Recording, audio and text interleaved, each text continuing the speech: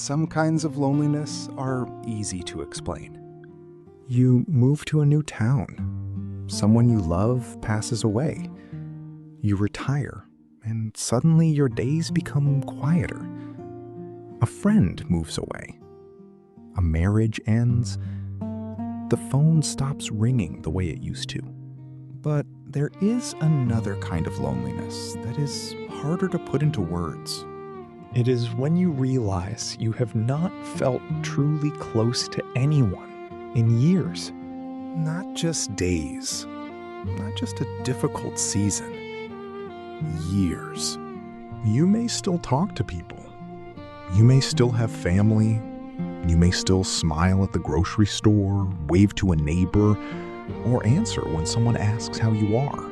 But deep down, you know there is a difference between having contact with people and feeling close to someone. There is a difference between saying, "I'm fine," and having someone who can hear what you are not saying. There's a difference between being around people and feeling known. If that is where you are today, I want you to hear this first. There is nothing wrong with you. You are not strange for missing closeness. You're not weak for wanting someone to understand you. And you are not too old to feel connected again. Sometimes closeness fades slowly. It does not always disappear in one dramatic moment.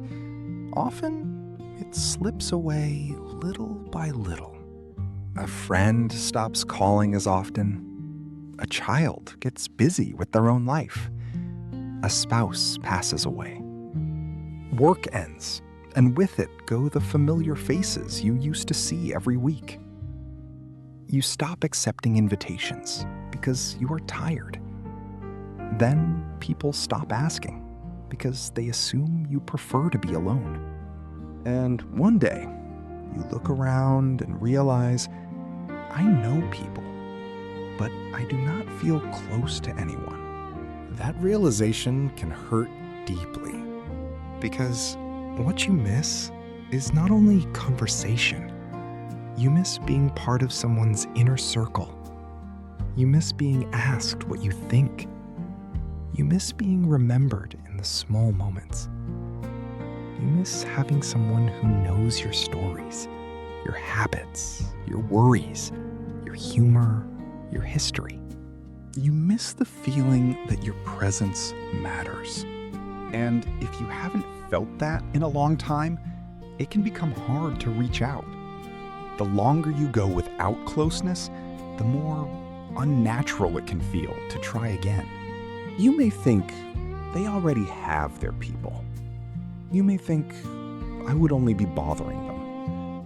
You may think it has been too long. You may think I would not even know what to say. So you stay quiet. Not because you do not want connection, but because wanting it feels risky. It is painful to reach towards someone and wonder if they will reach back. So before we talk about what to do, let us be honest about one thing. When you have been distant for years, you don't need to force instant closeness. You do not need to suddenly tell someone your whole heart. You do not need to become outgoing overnight. You do not need to join a large group and pretend you are comfortable. You do not need to make your life look cheerful before you are ready. You only need to begin with one small, honest step. Closeness usually does not return all at once. It returns through small openings. A short message, a familiar place, a repeated hello, a gentle question, a shared memory, a simple act of kindness. So, if you have not felt close to anyone in years, the first thing to do is this. Stop measuring closeness by how your life used to look. Maybe in the past, closeness meant a full house, Maybe it meant a marriage. Maybe it meant seeing coworkers every day. Maybe it meant children running in and out of the kitchen. Maybe it meant long phone calls, shared meals, holidays, neighbors, church friends, or a best friend who knew everything. And if those things are gone or changed, it is natural to grieve them. But the next chapter of closeness may look smaller, quieter, slower. That does not make it less real. A 10-minute call every Friday can become closeness. A neighbor who checks in can become closeness. A walking group can become closeness. A friend you text once a week can become closeness. A volunteer role where people expect to see you can become closeness. Do not reject small connection because it does not look like the deep closeness you once had. Small connection is often where trust begins again. The second thing to do is choose one person and lower the pressure. Many people avoid reaching out because they imagine the conversation has to be big. They think they need to explain the years of distance. They think they need to say, "I have been lonely," or "I need you," or "I wish we were closer." Sometimes that kind of honesty is important, but it does not have to be the first step. The first step can be much simpler. You might send a message like, "I saw something today that reminded me of you. It made me smile." Or, I was thinking of you today and just wanted to say hello. Or, "No need to call back right away. I just wanted you to know you crossed my mind." These messages do not blame. They do not demand. They do not make the other person responsible for fixing your loneliness. They simply open a small door. And sometimes that is enough for one day. The third thing to do is become a familiar presence somewhere. When closeness has been missing for a long time, it is tempting to wait for one perfect person to appear. Someone who understands you immediately. Someone who fills the empty space. But most closeness does not start that way. Most closeness begins with familiarity. You see the same person again and again. You exchange small words. You learn their name. They learn yours. You become part of the rhythm of a place. That place could be a library, a church, a senior center, a walking path, a volunteer desk, a small class, a coffee shop, a community garden, a neighborhood group. You do not have to walk in and become friends with everyone. Just let yourself be seen, gently and repeatedly. Sometimes the first sign of healing is not a deep conversation. Sometimes it is simply hearing someone say, "Good to see you again." Again. That word matters. The fourth thing to do is practice being a little more known. Closeness cannot grow if every answer is only, "I'm fine." Now, you do not need to tell your whole story to everyone. You do not need to share private pain with people who have not earned your trust. But with safe people, you can practice letting one small truth be seen. Instead of saying, "I'm fine," you might say, "I've been keeping to myself more than I meant to." Or, "The evenings have felt a little long lately." Or, "I'm trying to get out a bit more." Or, "I realized I miss having people to talk to." These are not dramatic statements. They are gentle truths. And gentle truths give good people a chance to come closer. Some people may not know what to do with your honesty. That can happen. But some people will soften.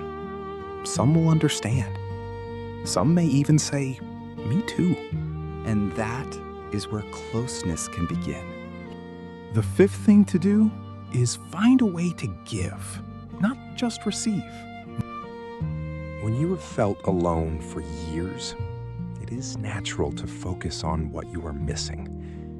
But many older adults do not only want to be cared for, they want to still matter. They want to contribute. They want to feel that their presence helps someone else.